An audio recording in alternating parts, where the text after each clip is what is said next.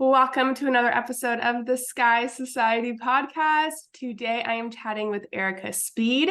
She is a live programming manager at Forbes, as well as several other titles that we will dive into in this episode. So thank you so much for coming on the podcast, Erika.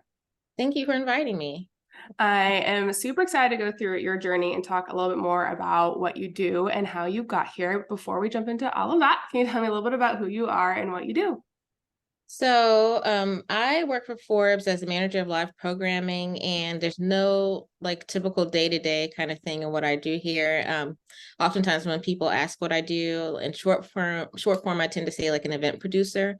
And so that can look like very different things across the board and all the different events.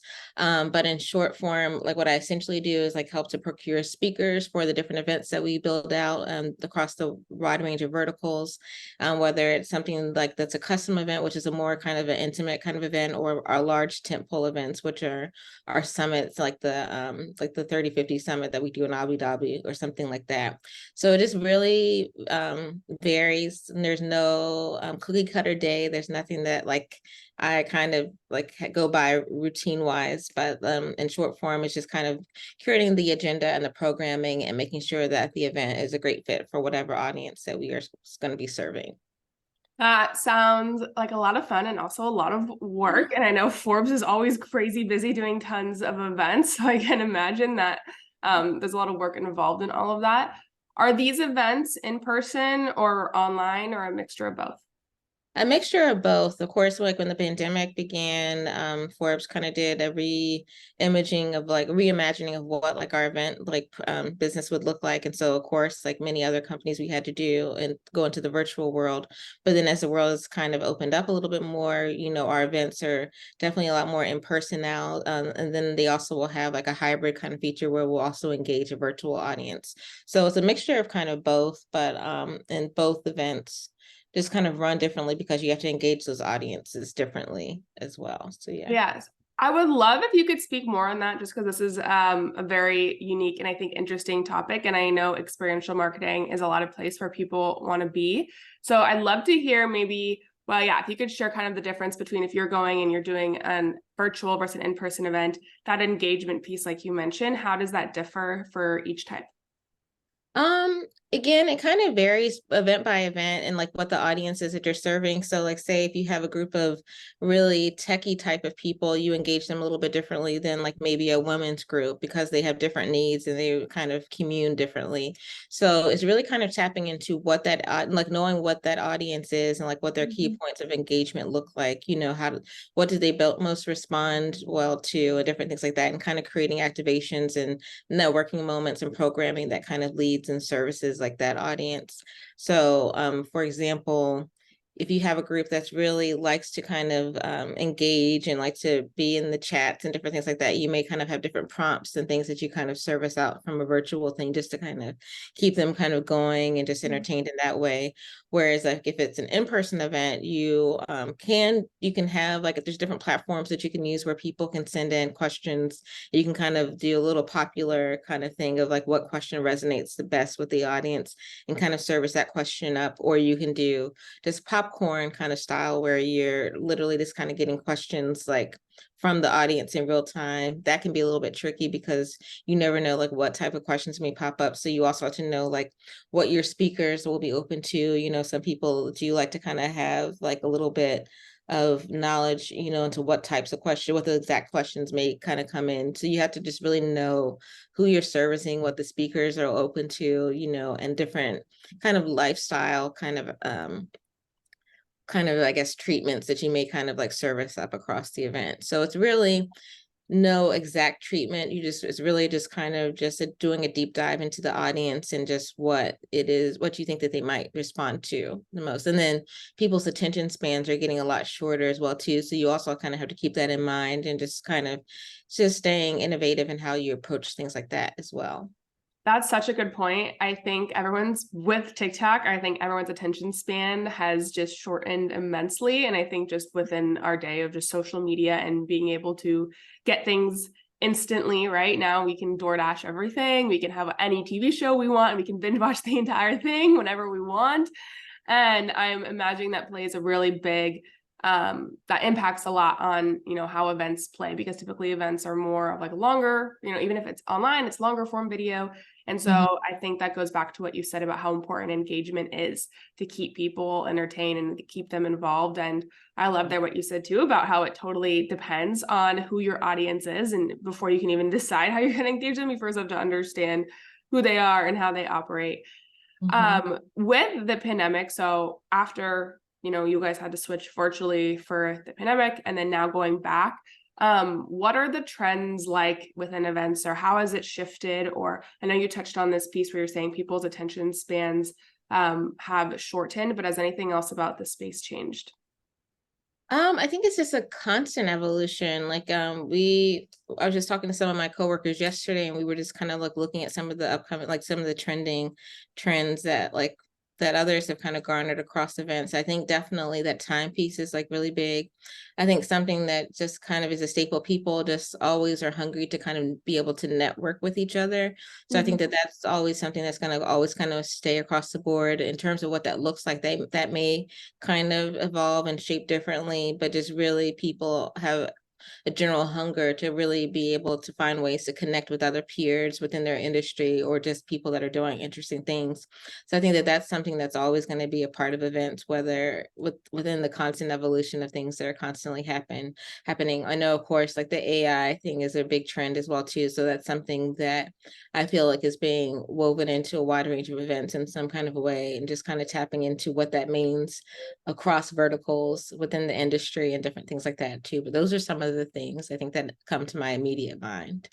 Yeah, that's such a good point, because I think it's like, why go to an event instead of watch a video online, right? Why are you going to go Mhm. and actually engage? Why are you going to show up there? And I think a huge part of that goes back to the human desire to want to connect. And Yeah. then as long as like that is a focus, and you gave some examples of how you've engaged audiences, I think that really is a key factor within events. I know within Sky Society, when we do our virtual events, everyone's favorite part is just the people that they get to meet. Yeah. So that's always just, in my opinion, my favorite part of events as well. Yeah, that I think also just who you have speaking is also key too, because I think people don't want to kind of hear from the same people over and over again too. So also just finding those new diverse thoughts of leadership that were within different industries or different things like that, and just finding compelling ways to kind of have people look at things differently. I think that always also adds like a little extra bonus is from me even being an attendee at an event. Like if there's something that's like a new way of thinking or something like that, that's going to immediately draw me into an event. And so I kind of take that perspective as I'm building out events and creating content and just programming across the board too. Like I try to take myself outside of the event and try to think of things that would be interesting to me, like as an attendee. So that's always Yeah. helpful. The speaker, I think, absolutely is a huge factor as well. I recently went to an event in Austin with my brothers and my dad. It was called KetoCon, and it's a conference for the keto diet. And my Mm-hmm. dad and brothers are like super into eating like carnivore, like meat and whatever, all into like fitness and stuff. And I'm not keto at all, but I still went to the event, and I still enjoyed it. And I remember looking at the speaker list, and I was always drawn. I don't know all the names on the list, you know, they may not be recognizable to me, Mm-hmm. but what they were talking about, if it was really interesting, it's something I never heard before. Because like, okay, I'm not, maybe I know there's the keynote speaker, sometimes we'll talk about general topics, but I loved when there was someone that was like, oh, they're going to speak on something niche that I've never heard about, that's a new Mm-hmm. perspective. And that is always, I think, really exciting to an attendee. Yeah, I agree. So you have this incredible career that you built for yourself, and you are specializing in this events curating space. When you were going to rewind the clock and way back when you got your bachelor's degree, I know you studied media and communications. Is this where you thought you were going to end up, or did you have other plans for yourself?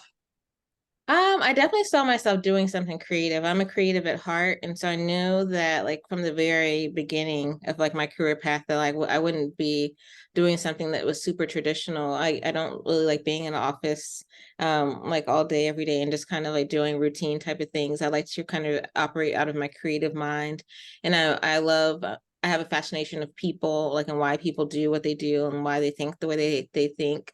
So I've always been drawn to like creative like environments and like things that kind of allowed me to kind of be engaging with people in non-traditional ways and just to kind of really be thinking outside of the box. And so I didn't really necessarily know what that would look like. And, but I think as I look at the thread of things that I've done within my career, I think that that's always been something that's been a intricate part of like everything that I've done. So I don't know what the future holds in terms of like what I'll be doing, I guess like many years from now too, but I definitely see that always being a thread of like of who I am at my core. That's beautiful. And I think one thing I love saying is that circumstance matters more than subject matter when it comes to the work that you do. And so Mhm. hearing you say, okay, I don't want to be at a desk. I want to be doing different things. I want to be creative.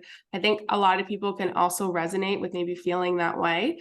And like you said, it doesn't necessarily box you into like what specific job or career path is right for you, but just being aware of like, these are the qualities that I look for in my work. I also think it's really scary for people to do what you did, which is like lean into that and build a career out of that. Because some of us might be like, yeah, I don't want to work at a desk and I want to be creative, but I'm going to choose the safe job that's going to pay me the paycheck and that requires me to go into a job 9 to 5. Do you have any like advice when it comes to, leaning into that desire for someone who's maybe listening? They're like, yes, I want to pursue the creative life. I don't want to do the 9 to 5. But it's really, really scary maybe to look at that as a viable career path. What advice do you have for someone like that? I would say to not be scared of that. I think a lot of times when I kind of go back into like my many years ago when I was like kind of graduating college and different things like that, you feel like you have to have everything figured out and you feel like you have to Yes. this plan just like laid out, and if something like doesn't go according to that plan, you feel like your life is ruined or like things can never like be, or you feel like a failure. And I think, even in my age that I am now, I feel like I'm constantly learning and still kind of going through those moments of, the things that brought you happiness or things that you looked at as being quote unquote successful or that type of thing, your life can kind of like happen in a way where that changes, where that definition changes for you. So I think just not really feeling like you have to have all of the answers kind of like locked up like at any age, and just always just kind of leave freedom just for a little bit of whimsy in your life and just like rediscovery and just redefining what happiness is for you, what success is for you, and what that looks like, and being open to not having to, I guess I have a pen in my hand, not having to imagine that that has to be written in a pen. Mhm. It can sometimes be a pencil, like it could be pivoting into something else. You could come across somebody interesting that could change the whole trajectory of what it is that you want to do. And you can discover a whole new part of yourself that allows you to look at life in a different way and to look at another career path that you may not have even thought of before. So I think one of the biggest advice tips that I give people across the board, I have a really passion, I guess I'm really passionate about connecting with people from all different walks of life, and I've interacted with people that are on paper, really successful billionaires and different things like that. And there's somebody that's a janitor, like, and I treat people as people regardless of what walks they are in life and whatever their journey has been. And I think that like one of the big things with people is just defining what happiness is for yourself and what success is for yourself too, because there's a lot of things that are prescribed to people that if you have this and this, then you'll be happy. This is the key to success. This is the formula. Yes. And that's definitely not like what it is. So just really being intuitive and like really being mindful of, like what brings your heart joy when somebody says something to you, like what lights you up, when something, and if that's like selling ice cream like on the street, then that doesn't mean that that's wrong, but like you can do it differently and in a way that like inspire, that can get you to be a billionaire in some form or fashion. But it's really, life is short. And so just really being mindful and just really being intentional about defining what it is that's important to you and like creating your journey and your path along that way. I can just feel how passionate you are about this. You got me excited about it too. And the word that stuck out to me was living your life with whimsy. I think what you said was just like, I feel like all of us, we want that. We want to write it in pen of like, this is exactly what I want. And this is going to make me happy. And when I get there, I'm going to be so happy. But if I've interviewed a lot of guests that have maybe had those things written down and then reached those things, it's not necessarily then all of a sudden they're fulfilled and happy forever. It absolutely changes and evolves. when you grow. And I think it's really easy, especially with social media, to feel like there is a formula to success, right? I go on TikTok and I could find girls that will be like, this is the whatever, this is my routine, and all of the routines are going to look very, very similar. Okay, you have to wake up really early and you have to work out and eat this breakfast and work your job. And then after your job, you have to do this side hustle. And then if you do all these things, then you're going to be really happy like me. But you're absolutely right that it's unique to every single one of us. And I think the scariest part and the hardest part is being honest with ourselves and asking ourselves, yeah, is it ice cream? Is it selling ice cream that really makes me happy? And am I okay if that's the thing that makes me the happiest? Yeah. I think especially with I know a lot of people in their jobs too that are unhappy, and a lot of them don't really want to go in and like face why, like what is the thing that is actually going to make you happy, or are you brave enough to go and take that leap and do the thing that makes you happy, even if you're not going to have it all figured out yet. You're not going to know exactly how you're going to make a living off it just yet. Same thing when I started Sketch Society. I didn't exactly know how it was going to make me be able to have enough money to quit my job yet, but I think there's something to say for really following and doing what you love. Yeah, 100%. So you had this desire to do something creative, and you were bold enough to go after it. One of the things that I found very unique in your career is that you have this maybe you can like describe more what it is. It's this company or your freelance piece of you where you're always doing different side gigs. And you've been doing this for I don't know, like 13 years. So can you tell me a little bit more about that? Yeah, so I think it kind of goes back to me just being a creative person in the sense, and hence like my consultancy thing is called the creative artisan. And I think it's just because I always have to have an area of my life where I feel like I have autonomy over what I'm putting out. A lot of times when you find yourself working for a company or like within like some type of corporate space, you may have some freedom, but it's also kind of limited and guarded in some ways. And so it's important for me just as a creative person, just to be able to have an outlet where I like have true autonomy over what I'm, signing up to do, or like, or taking on projects that are really impactful and meaningful to me and things that I kind of care about. And so like with my consultancy, it's all umbrellaed under just curating unique and engaging lifestyle experiences that connects people in meaningful and authentic ways. And so anybody I think that you meet that knows me will kind of come to say that that's very much who I am at my, like, that's very much my ethos and how I live my life, and just like really kind of being authentic and connecting with people. And so I really kind of like to create those spaces and just like really kind of create moments where people, you can just bring people together in unique ways where they may think that they're kind of entering one thing and then it ends up being something totally different, and they learn something about themselves. So I think in the nature of what I do in a lot of my corporate type of environments, that doesn't so much exist to kind of create that type of thing. So that's why it's important for me to be able to have something like on the side that feeds my soul in that way, and just to really kind of take on those type of projects and or create them myself. So That's amazing that you are able to do that. And I like that. Being able to have work and that also feeds your soul, and that you can still love what you're doing in your job too, but that you also want to have something that you have autonomy over and that's your own thing. And that you get to do all the things that you love within that. Can you share an example of some of the type of work you do within that agency?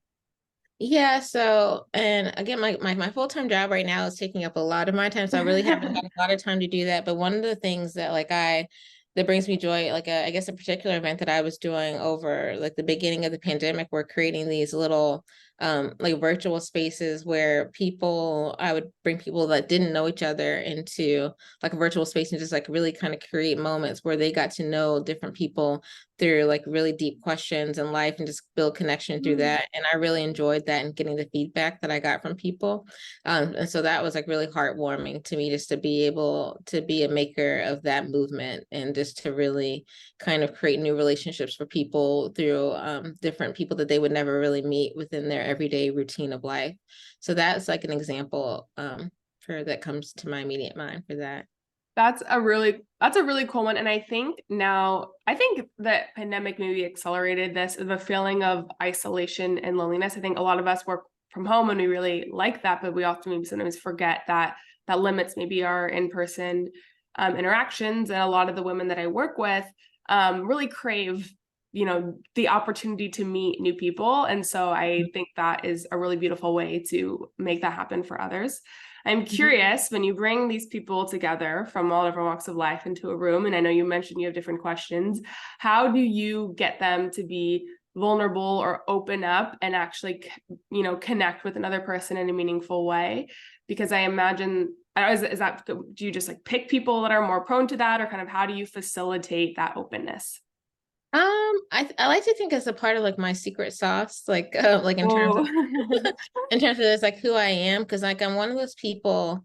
It is I live in New York, and so like I could be like on the subway or just like walking down the street, and different people like will just always just connect with me like in different ways, and just like I'll know somebody's life story within moments of kind of like meeting. So really? I think it's just something where I have and I think that's one of like my gifts and talents that like I really am feel like grateful like to have, just I have a way of just kind of creating like soft places for people to be vulnerable and connect. And so I think that that's kind of like what it is that kind of like does that. And so, and I've heard like, I guess that from different people that have attended different events that like I do that, like that's like a talent of mine. So I've learned to embrace that and just kind of, I guess, think that that's, I don't think there's like something that I can like pinpoint into like what that is. I think it's just a part of like That's me. just you, Like, just Erika.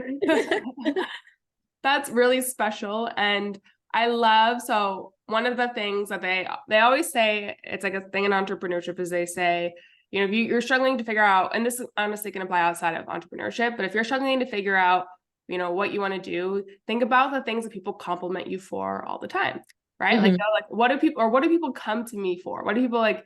Are you the friend that whenever your friends are going through like a hard time, they come to you for advice, or are you the one where, I know at least for me, I was the one that would help people get jobs. That was like my role all through school. And so for you, you are the one that is like, oh, Erika's really, really good at connecting people and making them feel safe and feel like they can be vulnerable. And I think if you are stuck and you're like, oh my gosh, I have no idea like where I can go or what I should do, I think a good place to look at is, yeah, what are the people around you saying about you? What Mhm. compliments are they giving you? And if you're not sure, ask the people around you. Be like, what am I good at? What is my superpower?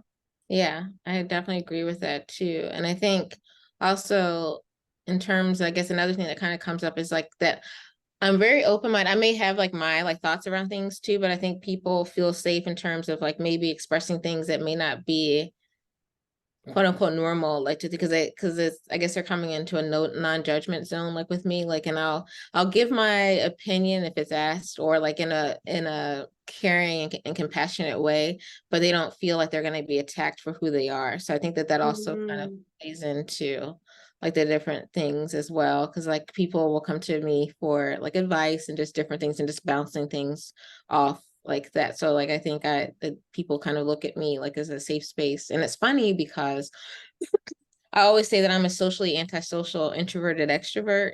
Whoa, And that was a whole a socially antisocial introverted extrovert. yeah, so I feel like I live like right in the middle. And so like it's I can self-entertain and just like I can be by myself, like even like the beginning of the pandemic, I can literally one of those people like I can be like months without kind of engaging with people and like and be like just fine and just like entertain myself. But then I also can be very social as well too. So it's very energy based for me and just like very mood based and just an array of other things. But I think it's also just I'm very big on this, like having, I know they say like don't say work-life balance anymore, but just like really kind of balancing my life in a way where I have those moments where I can kind of recharge and recalibrate. Like I take that very seriously. Like, and I think that that's also tangenting into a few different things. Like for me, in terms of my career path as well, too, like I think a lot of times when people think of careers, they think that they need to be like a super like a CEO or super like certain type of management level. And I knew from very early on, I don't like managing people. So like I think that for me, it's also been very important, like not being in situations where I'm limiting my growth, like in terms of just climbing, I guess, getting money, like getting paid like fairly and that type of thing. But just like, I don't like managing people. I think because like that takes away from my like work-life balance that I like Ah, to create for interesting. myself.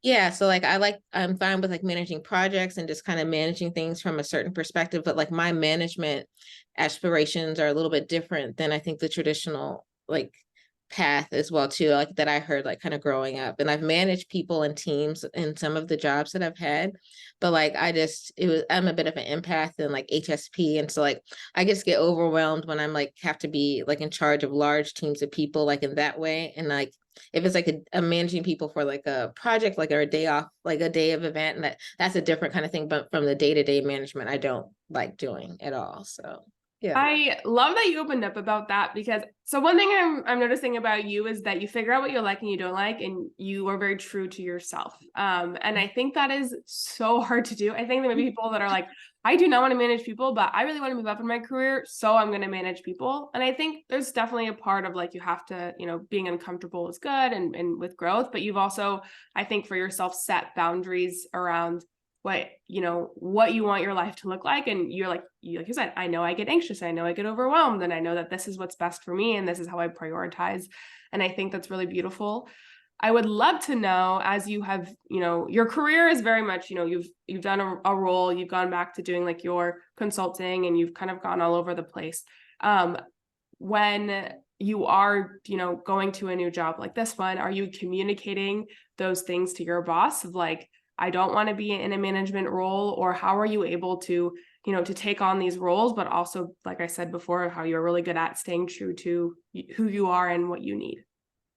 I think for me, it's just like I don't see myself in being in positions where I feel like I'm like in bad energy environments, if that makes any sense. Like, so I feel like it's very important for me to be in environments that support that type of, I guess, mentality, if you will. And so like the current place, like where I work right now for Forbes, I think that they like Forbes is just like is an entrepreneurial kind of thing. So I think that that's something that they definitely kind of encourage in different ways. Of course you have to do like your job, because that's what they're paying you. But I think that there's several like of my team members that like also have other things that they do like on the side. And that makes up who they are, like in their, it brings part of their uniqueness into like, space and how they kind of show up at the job and kind of activate in different ways. And so I think that like communication is very big just in work as well as life.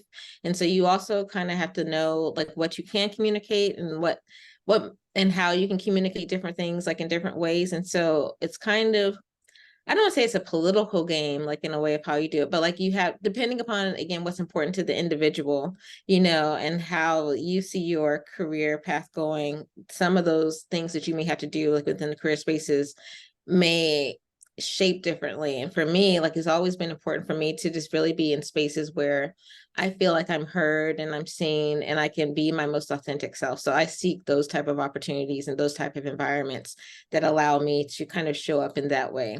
Some people may operate from like a different mindset where they are super corporate and like, it's fun for them to kind of navigate another separate career path. So just really kind of being in tune to what fulfills you, and just really kind of maybe even writing down, I like these type of environments. This is what I want to feel like in work. This is the type of manager that I would like. I want to, engage with my coworkers like in a different way, or I just want to keep work at work, just really kind of like really shaping and just kind of drafting out what that happy career space looks like for you. And then kind of like chasing the path around that and just like looking at opportunities and companies that kind of service that. Yeah, and I think most people don't invest that time and energy into even figuring out what those things look like, right? What do I want my relationship with my coworkers look like? What do I really want? I feel like we touched on this again at the beginning, but I am loving that we keep coming back to it because it's so important. And it's kind of like the thing, it's like, everyone is running, but they don't know where they're going. Mm-hmm. And okay, we're trying to go for like up or forward, but there's more to it than that. And I think you're a really good example of that, of being able to be really fulfilled within your career. But doesn't necessarily mean that you go from, associate to manager to senior manager to director or whatever that like linear Mm-hmm. trajectory is. It can look different, very different for everybody. Yeah. Yeah. What would you say success looks like for you if you were to define it? Like what that looks like for you, Erika? I think it's like it's changed over the years too. And it kind of goes back to something I was saying earlier too. If you would have asked me like it was 20 years from now, it probably would have been just like climbing that corporate ladder, so to speak. Like for me now, success is being able to, of course, have the means and the income to support the quality of life that I want to live. And like for me, like I love traveling. And that's another thing that anybody knows me knows that like within 5 minutes of meeting me, you're gonna know how much I love travel. So to me, I call travel like my therapy, like often, like in most of my travel is solo travel too. And so like that's so it's really kind of like my recalibration time. It goes back to that me time that I was speaking earlier. So for me, like if I'm in I guess an environment that just allows me to be able to have flexibility and freedom to travel and to do like meaningful and impactful work and to be able to, I don't like roommates and that type of thing either. So like to be able just to have like, a peaceful, quiet, like living experience and just to be able to kind of have those things that like bring meaning to my life that make that successful, like to me, and just to be able to be seen and heard in a working environment where I feel like I'm not being taken advantage of, and people see value in what I produce and what I do within the work environment and to get, I don't necessarily like need like constant like affirmation of what I'm doing, but like just those moments like where you feel like intrinsically that people see the value that you bring in, like Yeah. acknowledge that in a meaningful way. I think that's like the type of thing that those are the type of environments that kind of like bring me happiness and joy, like at this point in my life. I don't necessarily have the aspiration to climb that corporate ladder.